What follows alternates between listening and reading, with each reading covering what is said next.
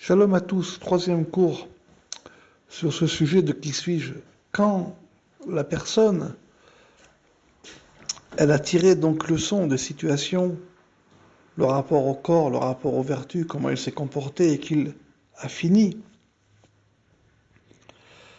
et qu'il a commencé à s'approcher de son fruit, alors il sait qu'est-ce qui est, non pas bon, mais qu'est-ce qui amène à la vie pour son fruit.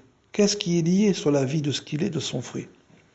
Alors à ce moment-là, la personne n'a plus la notion de peur. La notion de peur disparaît complètement dans tous les domaines.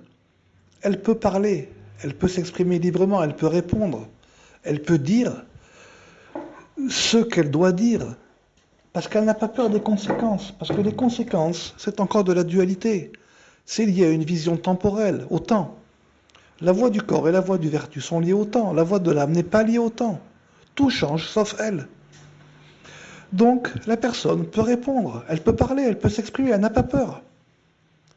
Parce que même si ce qu'elle va dire peut choquer, peut éventuellement déranger, mais ce n'est que par rapport à une vision temporelle, par rapport à sa vision de sa vie, de l'arbre de vie qui est le sien, de l'arbre qui le mène à sa vie, le temps n'existe pas.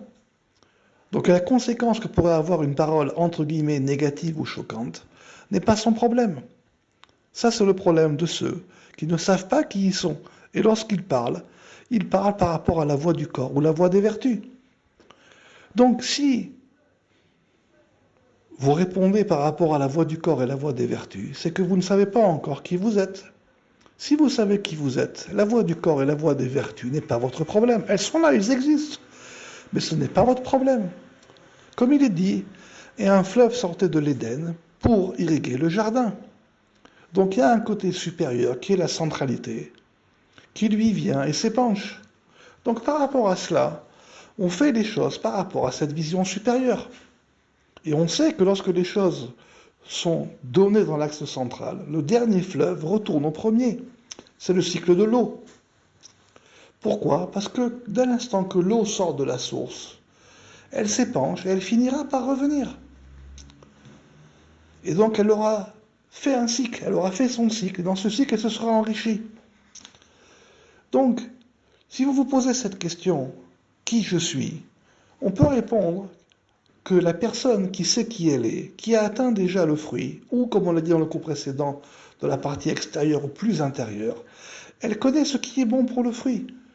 Donc la première chose qui va marquer à l'esprit, c'est que cette personne n'a pas peur.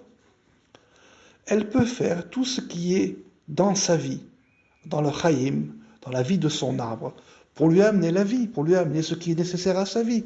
Le reste lui importe peu, ce sont que des discussions. Donc, si vous vous posez la question qui suis-je, et que votre réponse est déjà que lorsque je parle ou lorsque je fais quelque chose, je le fais en fonction de, parce que j'ai peur de ceci ou de cela, ça veut dire que donc c'est encore en chemin. C'est encore en chemin.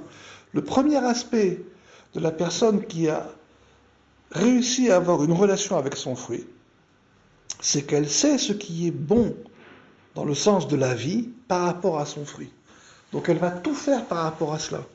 Et les conséquences du reste, qui pourraient choquer, comme j'ai dit, ou déranger, ou faire en sorte qu'on la prenne pour une personne différente, lui importe peu.